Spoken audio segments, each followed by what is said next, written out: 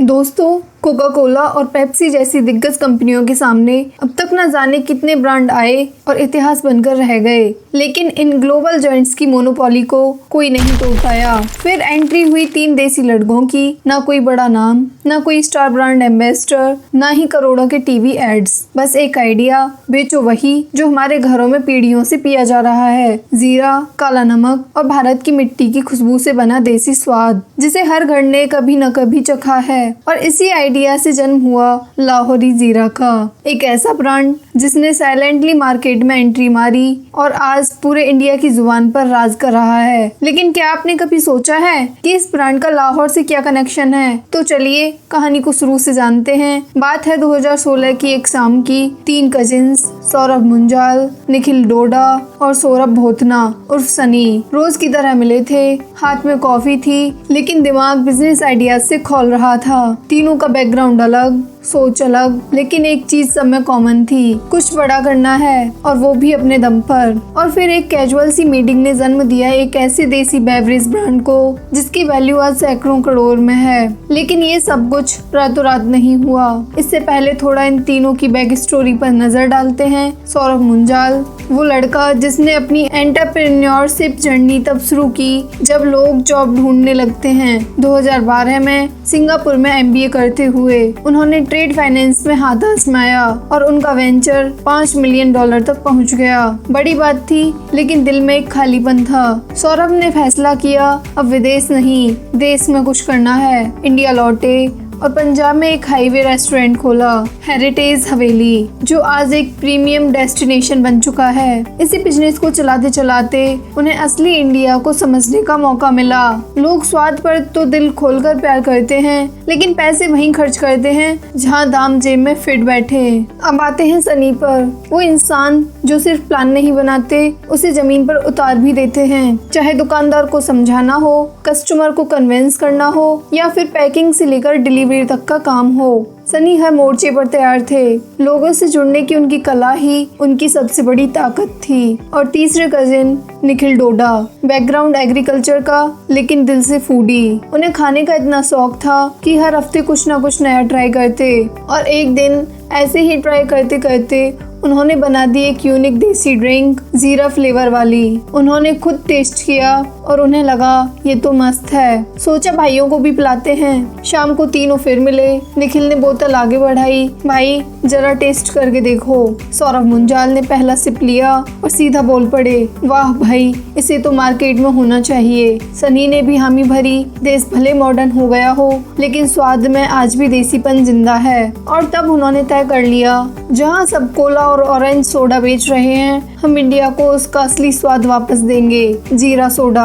अब ऐसा नहीं था कि इससे पहले जीरा ड्रिंक मार्केट में नहीं आई थी, लेकिन जो बात लाहौरी में थी वो और कहीं नहीं थी। साल था 1977। सरकार के नए नियमों ने सब कुछ औंधा दिया। कोका कोला को भारत छोड़कर जाना पड़ा। एक ब्रांड जो हर फ्रिज में, हर दुकान में था, अचानक गायब। लेकिन जहां एक दिग्गज ने खाली जगह छोड़ी, वहाँ पार्ले ने एक सातिर चाल चली। उन्होंने लॉन्च की एक देसी मसाला फ्लेवर ड्रिंक, नाम रखा रिमझिम। और यकीन मानिए, उस दौर में रिमझिम ने धूम मचा दी। इंडिया ने पहली बार किसी इंडियन फ्लेवर को इस अंदाज में स्वीकार किया। लेकिन कहानी यहीं खत्म नहीं होती। कुछ सालों बाद कोका कोला की वापसी हुई और साथ लाया पावर, पैसा और प्लानिंग। उन्होंने पार्ले के सारे सॉफ्ट ड्रिंक्स ब्रांड्स खरीद लिए और रिमझिम को हमेशा के लिए बंद कर दिया। क्यों? क्योंकि कोका कोला को चाहिए था ऐसा प्रोडक्ट जो पूरी दुनिया में बिक सके।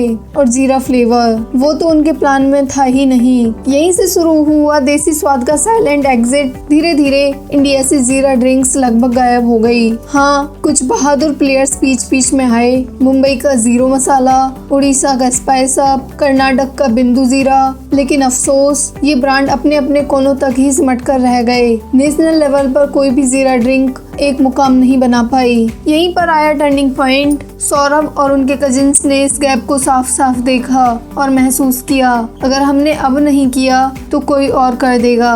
बस फिर क्या, उन्होंने लिया एक बोल्ड डिसीजन, एक बार फिर इंडिया को उसका भूला बिसरा देसी स्वाद वापस देने का। उन्होंने तय किया, स्वाद रहेगा देसी, लेकिन पैकेजिंग और ब्रांडिंग होगी वर्ल्ड क्लास, ऐसी जो स्टाइलिश भी लगे और दिल से जुड़ जाए। लेकिन दोस्तों, सिर्फ एक शानदार प्रोडक्ट बना लेना काफी नहीं होता। असल गेम है उसे कस्टमर की रूह तक पहुंचाना, और ये तीनों कजिन्स किसी भी चैलेंज से पीछे हटने वालों में से नहीं थे। 2017 में उन्होंने रखी एक कंपनी की नींव, अर्किन फूड्स। यही कंपनी आज लाहौरी जीरा का ब्रेन और बैकबोन है। ड्रिंक का टेस्ट तो तैयार था, लेकिन अब असली परीक्षा शुरू हुई। नाम क्या होगा, कीमत क्या होगी, पैकेजिंग कैसी होगी। कई रातों की चर्चा, ड्राफ्ट्स, रिजेक्शंस और आइडियाज के बाद आखिरकार उन्होंने चुना एक नाम, लाहौरी जीरा। अब सवाल आता है, लाहौरी क्यों? क्या कोई पाकिस्तान कनेक्शन है? नहीं, असल में इस ड्रिंक का हीरो था जीरा, लेकिन दूसरा गुप्त हथियार था रॉक सॉल्ट, जिसे देसी भाषा में कहा जाता है लाहौरी नमक। और वहीं से आया नाम लाहौरी जीरा, ताकि स्वाद से लेकर नाम तक हर घूंट में देसी मिट्टी की खुशबू समाई हो। अब बात आती है प्राइसिंग की। सोचिए, जब ज्यादातर ब्रांड्स प्रॉफिट मार्जिन बढ़ाने के चक्कर में प्राइस हाई रखते हैं, लाहौरी जीरा ने एक अलग सोच अपनाई। उन्होंने इसका दाम रखा सिर्फ 10 रुपए, ताकि टियर 2 और टियर 3 सिटीज का हर आम इंसान इसे खरीद सके, क्योंकि उनका सपना था हर गली, हर मोहल्ले, हर दुकान तक पहुंचना। लेकिन प्राइस सस्ता रखना ही सब कुछ नहीं होता। अगला सवाल था, ब्रांड को यादगार कैसे बनाएं। जब उन्होंने मार्केट को गौर से देखा तो समझ आया, ज्यादातर लोकल जीरा सोडा ब्रांड्स बिना नाम, बिना पहचान के बिक रहे थे। सबकी पैकेजिंग एक जैसी, सब कुछ फीका सा, न यूनिक आइडेंटिटी, न कोई ऐसा विजुअल जो भीड़ में अलग नजर आए। और यही वजह थी कि वो ब्रांड्स बड़े नहीं बन पाए। लाहौरी जीरा ने इस गैप को पकड़ लिया। उन्होंने ठान लिया, हमारा दाम भले 10 रुपए हो, लेकिन लुक में हम किसी इंटरनेशनल ब्रांड से कम नहीं होंगे। उन्होंने चुना ब्लैक और गोल्ड का शानदार कॉम्बिनेशन, एक ऐसा कॉम्बो जो प्रीमियम फील देता है। फॉन्ट, लोगो और बोतल का पूरा लुक ऐसा डिजाइन किया कि सेल्फ पर रखी बोतल दूर से ही नजर आ जाए, क्लासी, कूल और कस्टमर को अट्रैक्ट करने वाली। लेकिन दोस्तों, यहाँ से असली कहानी शुरू होती है, क्योंकि सिर्फ प्रोडक्ट अच्छा बनाना काफी नहीं होता। असल टेस्ट तो तब आता है जब उसे मार्केट में उतारा जाता है। और ये जिम्मेदारी मिली सौरभ बोधना को, जो कि ग्राउंड लेवल पर काम करने में माहिर थे। सौरभ पहुंचे लुधियाना के एक बड़े डिस्ट्रीब्यूटर के पास। मीटिंग अच्छी चल रही थी, बात जमती लग रही थी, लेकिन आखिरी मोमेंट पर डिस्ट्रीब्यूटर ने वो लाइन बोल दी जो हर नए ब्रांड के लिए डरावनी होती है, मैं एडवांस पेमेंट नहीं दूंगा, माल रख दो, बिक गया तो ठीक, वरना वापस ले जाना। ये वही पुराना कड़वा मार्केट रूल था, जिसमें कई स्टार्टअप्स फंसकर कैश फ्लो में डूब जाते हैं, क्योंकि बिजनेस का ब्लड यानी पैसा अगर मार्केट में फंस जाए तो बिजनेस दम तोड़ सकता है। अब लाहौरी जीरा के पास 2 ऑप्शन थे। पहला रास्ता, डिस्ट्रीब्यूटर की बात मान लें, माल भेज दें और बैठकर पेमेंट का इंतजार करें। दूसरा रास्ता, खुद मैदान में उतरें, हर रिटेलर से डायरेक्ट मिलें, ड्रिंक का सैंपल दें, टेस्ट कराएं और ग्राउंड लेवल से ब्रांड को पुश करें। और उन्होंने चुना दूसरा रास्ता।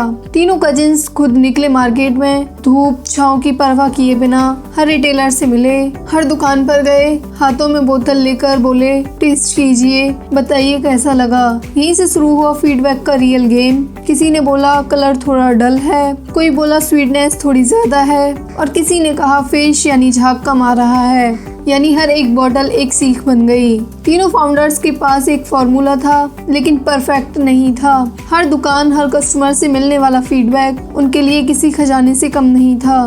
दिन भर मार्केट में घूमना, बातें सुनना, नोट्स बनाना और फिर हर रात एक टेबल पर बैठकर घंटों तक एनालिसिस करना कि आज क्या सीखा और कल क्या बदलना है। हर एक फीडबैक पर काम हुआ, हर गलती को सुधारा गया और धीरे धीरे लाहौरी जीरा सिर्फ एक ड्रिंक नहीं रहा, एक एक्सपीरियंस बन गया। अब रिटेलर्स भी समझ चुके थे इस ड्रिंक में दम है। वो अब रिक्वेस्ट नहीं कर रहे थे, बल्कि खुद ही ग्राहकों से कह रहे थे, भाई एक बार ये जरूर ट्राई करना।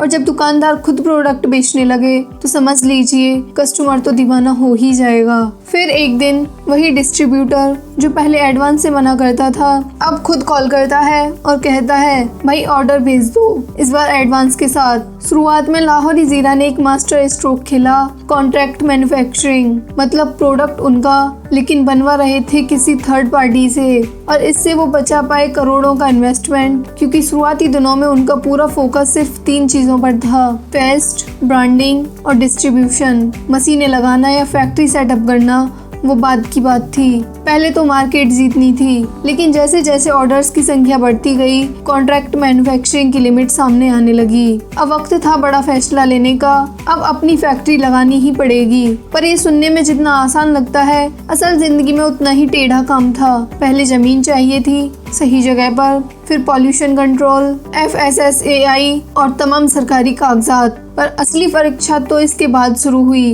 Bottle blowing machine, filling line, capping system, labelling unit, हर चीज लाखों करोड़ों में आती थी। और सच्चाई ये थी इतना पैसा उनके पास था ही नहीं, लेकिन हार मानना तो उन्होंने सीखा ही नहीं था। तो क्या किया, उन्होंने अपने दोस्तों और रिश्तेदारों से लोन लिया, प्रॉपर्टी गिरवी रखी, यहाँ तक कि कुछ फर्नीचर भी बेच डाला, सिर्फ इस सपने को जिंदा रखने के लिए। कई मुश्किलों, ठोकरों और असफलताओं के बाद आखिरकार वो दिन आया जब पंजाब के रोपड़ में लाहौरी जीरा का पहला मैन्युफैक्चरिंग प्लांट खड़ा हुआ। शुरुआत हुई 96,000 बोतल्स पर डे की कैपेसिटी से।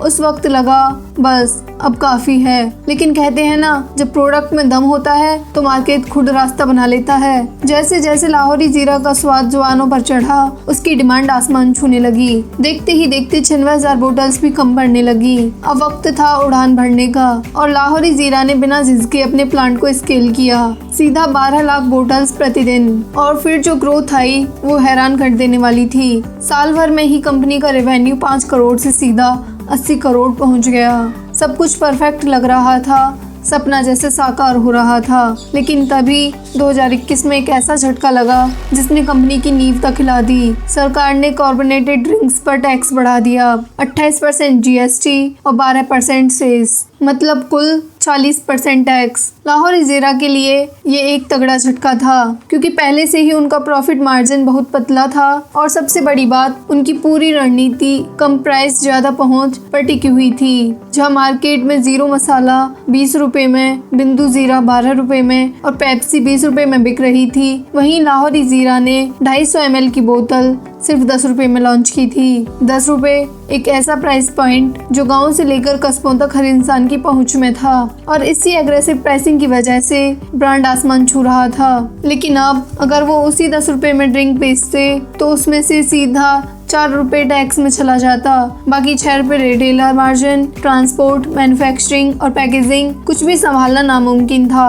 अब मुश्किल ये थी या तो प्राइस बढ़ाओ और खतरा लो कि ग्राहक दूर ना हो जाएं, या फिर कोई चालाक रास्ता निकालो। और फिर लाहौरी जीरा ने वही किया जो स्मार्ट बिजनेस करते हैं। उन्होंने बोतल का साइज घटा दिया 250 ml से सीधा 160 ml, लेकिन कीमत वही 10 रुपए रखी। ग्राहकों को बदलाव का एहसास तक नहीं हुआ और कंपनी ने अपने मार्जिन भी संभाले रखे। यही था लाहौरी जीरा का मास्टर स्ट्रोक, जिसने न सिर्फ टैक्स का संकट संभाला बल्कि ब्रांड को एक और लेवल पर ले गया। और दोस्तों अब सुनिए कहानी का सबसे जबरदस्त ट्विस्ट। लाहौरी जीरा की ये धुआंधार ग्रोथ किसी भारी भरकम फंडिंग या किसी बड़े इन्वेस्टर के सपोर्ट से नहीं हुई थी, बल्कि ये ग्रोथ हुई थी स्मार्ट सोच, दमदार प्लानिंग और जमीन से जुड़ी अप्रोच से। जहां दूसरी कंपनियां करोड़ों की फंडिंग उठाकर बड़े बड़े प्लान्स बनाकर लॉस में जा रही थी, वहीं लाहौरी जीरा बिना शोर मचाए चुपचाप मुनाफा कमा रहा था, क्योंकि सौरभ मुंजाल की फिलॉसफी एकदम साफ थी। हमें 500 करोड़ फूंक कर अखबारों की हेडलाइन नहीं बननी, हमें 50 करोड़ कमाकर एक मजबूत और टिकाऊ बिजनेस बनाना है। सीधी, दमदार और जमीन से जुड़ी सोच। उन्हें पहले दिन से पता था इन्वेस्टर अगर पैसा देते हैं तो फिर फैसले भी वही लेते हैं, लेकिन सौरभ मुंजाल को अपनी राह खुद बनानी थी, किसी और की शर्तों पर नहीं। इसलिए उन्होंने शुरुआत में वही VC फंडिंग को साफ मना कर दिया। अब जैसे जैसे सेल्स उड़ान भरने लगी, लोगों लोगों के सवाल भी आने लगे, भाई टीवी ऐड कब आ रहा है, कोई सेलिब्रिटी क्यों नहीं लाते, कोई क्रिकेटर को ब्रांड एम्बेसडर बनाओ ना। अब यही वो मोड़ होता है जहां अधिकतर स्टार्टअप्स करोड़ों रुपए फूंक देते हैं बस दिखावे के लिए। लेकिन सौरभ मुंजाल गेम को बिल्कुल अलग तरीके से खेल रहे थे। उनका जवाब था, जब तक प्रोडक्ट हर दुकान हर शहर में नहीं पहुंचता तब तक ऐड का क्या फायदा। लोग टीवी पर ऐड दिखेंगे और फिर प्रोडक्ट ढूंढते रह जाएंगे। मतलब पहले उपलब्धता फिर एडवर्टाइजिंग। और इसी सोच के चलते उन्होंने पहले 7 सालों तक मार्केटिंग पर 1 रुपए भी खर्च नहीं किया। ना सेलिब्रिटी ना चमक धमक, बस प्रोडक्ट की पकड़ मजबूत बनाते गए। और फिर आया वो मोमेंट जब 7 साल बाद लाहौरी जीरा का पहला एड कैंपेन लॉन्च हुआ। हर कोई पी रहा लाहौरी जीरा। बस फिर क्या था, बिना किसी बड़ी स्टार कॉस्ट, बिना करोड़ों की फीस, ये एड सुपरहिट हो गया। मसालेदार, मजेदार और एकदम देसी अंदाज में हर कोई पी रहा था लाहौरी जीरा। शुरुआत में ये ड्रिंक सिर्फ पंजाब, हरियाणा, दिल्ली और यूपी तक सीमित थी, लेकिन 2022 में लाहौरी जीरा ने गेम और भी बड़ा खेला। 8 नए राज्यों में ट्रायल लॉन्च किया और आज हालात ये हैं कि 18 राज्यों में लाहौरी जीरा ने अपनी जबरदस्त पकड़ बना ली है। छोटे शहरों से लेकर बड़े मेट्रो तक हर जगह इसका मसालेदार स्वाद छा चुका है। 2000 से भी ज्यादा डिस्ट्रीब्यूटर्स और 5 लाख रिटेल आउटलेट्स की ताकत के साथ लाहौरी जीरा पूरे भारत के मार्केट को तेजी से जीत रहा है। डिमांड इतनी जबरदस्त है कि कंपनी रोजाना 50 लाख बोतल्स बना रही है, फिर भी पीक सीजन आते ही सप्लाई कम पड़ जाती है। इतना क्रेज है इस ड्रिंक का।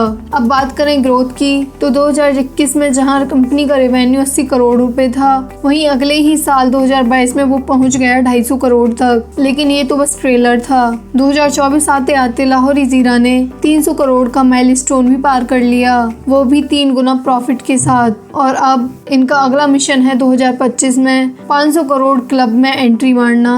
अब सोचिए, ना कोई बड़ी फंडिंग, न तगड़ी मार्केटिंग, न सेलिब्रिटी का सहारा, बस 3 कजिन्स का देसी सपना, 0 मार्केटिंग बजट और दिल से बना हुआ प्रोडक्ट। और आज वही लाहौरी जीरा हर गली, हर दुकान, हर दिल में बस चुका है। क्योंकि दोस्तों, जब प्रोडक्ट पैकेज से नहीं इरादों से बना हो तो फिर वो सीधे कस्टमर के दिल तक पहुंचता है। तो साथियों, इस वीडियो में इतना ही। अगर आपको यह वीडियो अच्छा लगा तो वीडियो को लाइक और चैनल को सब्सक्राइब कर बेल आइकन प्रेस करना ना भूलें, ताकि आगे आने वाले वीडियोज आपसे मिस ना हो। Thank you so much for watching.